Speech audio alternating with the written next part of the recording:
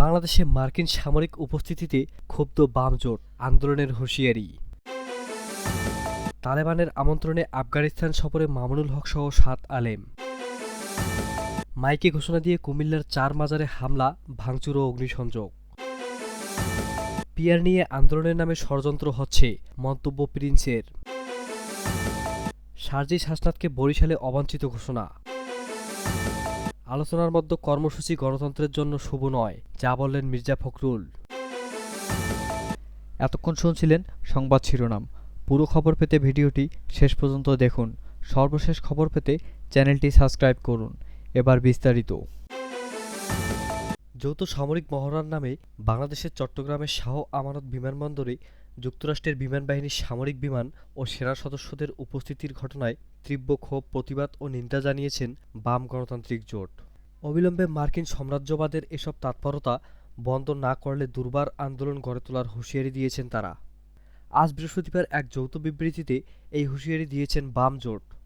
বিবৃতিতে সই করেছেন বাম জোটের সমন্বয়ক ও বাংলাদেশের কমিউনিস্ট পার্টির সিপিবি সাধারণ সম্পাদক রুহিন হোসেন, সিপিবির সভাপতি মোহাম্মদ শাহ আলম, বাংলাদেশের সমাজতান্ত্রিক দলের বাসদ সাধারণ সম্পাদক বজলুর রশিদ ফিরোজ, বিপ্লবী কমিউনিস্ট লীগের সাধারণ সম্পাদক ইকবাল কবির জাহিদ।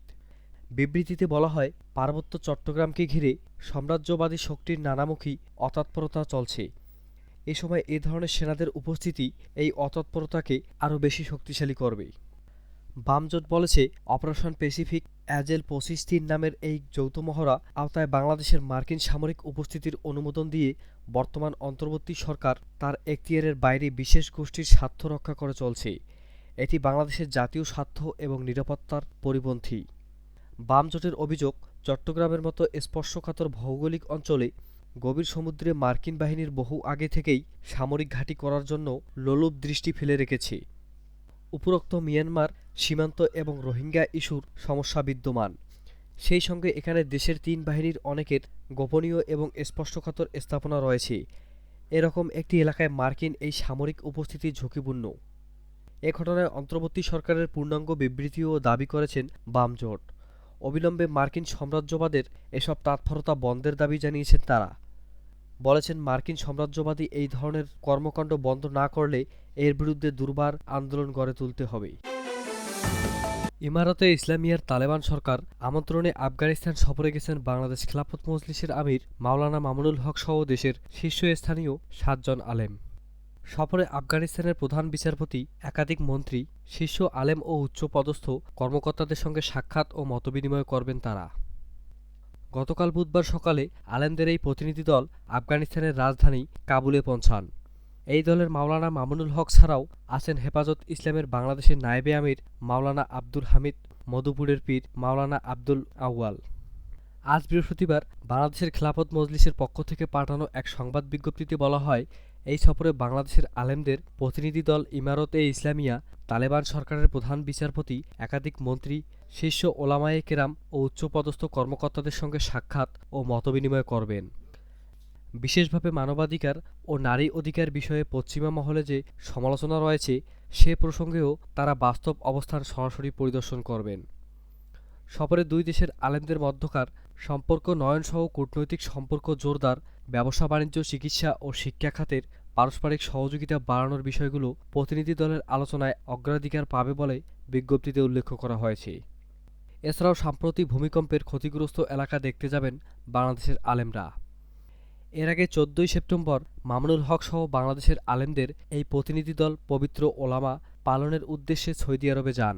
ওমরাহ পালন শেষে গতকাল সকালে তারা সংযুক্ত আরব আমিরাতে দুবাই হয়ে আফগানিস্তানের কাবুলে পৌঁছান। এই সফরে আফগানিস্তান ছাড়াও মধ্য এশিয়ার আরও দেশে মামুনুল হকের যাওয়ার কথা রয়েছে বলে বাংলাদেশ খেলাফত মজলিসের বিজ্ঞপ্তিতে উল্লেখ করা হয়েছে। কুমিল্লার হোমনায় সামাজিক যোগাযোগ মাধ্যমে মহানবী হজরত মুহাম্মদ সাল্লাল্লাহু আলাইহি ওয়াসাল্লামকে নিয়ে কটূক্তিমূলক একটি পোস্ট করাকে কেন্দ্র করে ৪টি মাজারে হামলা ও ভাঙচুরের ঘটনা ঘটেছে। এর মধ্যে একটি মাজার আঙিনায় থাকায় ৩টি বাসতঘর ভাঙচুর শেষে অগ্নিসংযোগ করা হয়েছে। আজ বৃহস্পতিবার সকাল ১০টা থেকে বেলা ১১টার মধ্যে উপজেলার আসাদপুর ইউনিয়নের আসাদপুর গ্রামের পৃথক ৪টি মাজারে এসব হামলার ঘটনা ঘটে। পরে সেনাবাহিনী ও পুলিশের সদস্যরা ঘটনাস্থলে গিয়ে পরিস্থিতি নিয়ন্ত্রণে আনেন। ঘটনার পর থেকে ওই এলাকার অতিরিক্ত পুলিশ সদস্য মোতায়েন করা হয়েছে। আতঙ্ক বিরাজ করেছে মাজারের ভক্তদের মধ্যেও। হামলার শিকার ওই 4টি মাজার হচ্ছে আসাদপুর গ্রামের আলেক শাহের বাড়িতে অবস্থিত তার বাবা কফিল উদ্দিন শাহের মাজার, এই গ্রামের আব্দুস শাহের মাজার, কালাইকালু শাহের মাজার এবং হাওয়ালি শাহের মাজার। হাওয়া বেগম নামে এক নারী হাওয়ালি শাহ মাজার পরিচালনা করেন, তবে সেখানে কোনো ব্যক্তি সমাহিত নেই। ওই বাড়িতে মাজার সদৃশ স্থাপনায় আগুন দেওয়া হয়েছে। বিএনপির যুগ্ম মহাসচিব সৈয়দ এমরান সোহেল প্রিন্স বলেছেন, পিআর নিয়ে আন্দোলনের নামে নির্বাচন নস্যাৎ, গণতন্ত্রকে ব্যাহত ও দেশকে মহাবিপর্যয়ের মধ্যে ঠেলে দেওয়ার ষড়যন্ত্র চলছে। এই সুযোগে পালিয়ে যাওয়া ফ্যাসিবাদ আবার ফিরে আসতে বিশৃঙ্খলা ও নাশকতা সৃষ্টি করতে পারে।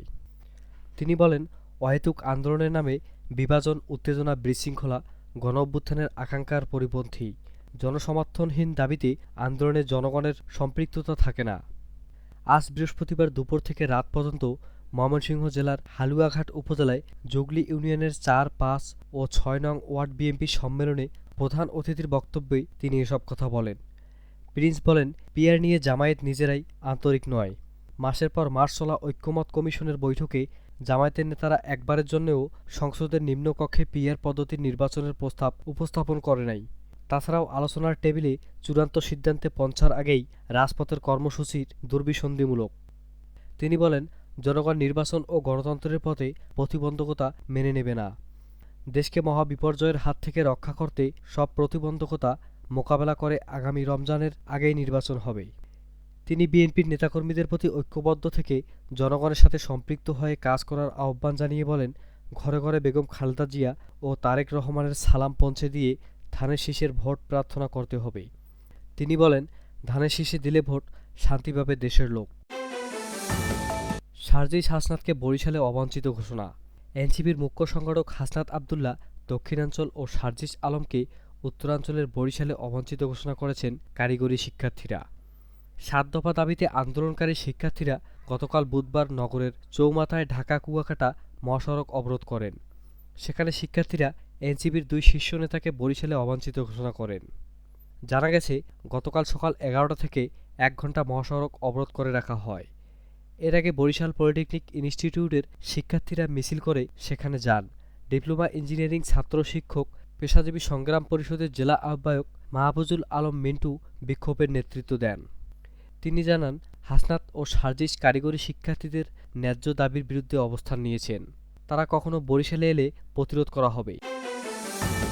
বিএনপির মহাসচিব মির্জা ফখরুল ইসলাম আলমগীর বলেছেন, আলোচনার মধ্যে কর্মসূচি দেওয়ার অর্থ হচ্ছে অহেতুক চাপ সৃষ্টি করা। এটি গণতন্ত্রের জন্য শুভ নয়। রাজপথে নামলেই সমস্যার সমাধান হবে কি? আলোচনার মাধ্যমেই সমস্যার সমাধান সম্ভব।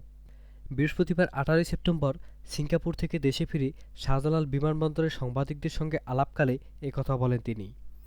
মির্জা ফখরুল বলেছেন, ছাত্র জনতার গণ অভ্যুত্থানের পর বিএনপি কোনো ইস্যুতেই আন্দোলনে যায়নি। আলোচনার মাধ্যমেই সমস্যার সমাধান সম্ভব। এ সময় বিএনপির কোনো রাজনৈতিক দল নিষিদ্ধের পক্ষে নয় বলেও জানান তিনি। তিনি আরও বলেন, জাতিসংঘের আগামী অধিবেশনে যোগ দেব, কিন্তু এজেন্ডা নিয়ে কোনো আলোচনা হয়নি। সমন্বিত প্রচেষ্টার মাধ্যমেই ঐক্যবদ্ধভাবে সিদ্ধান্ত গ্রহণ করা হবে।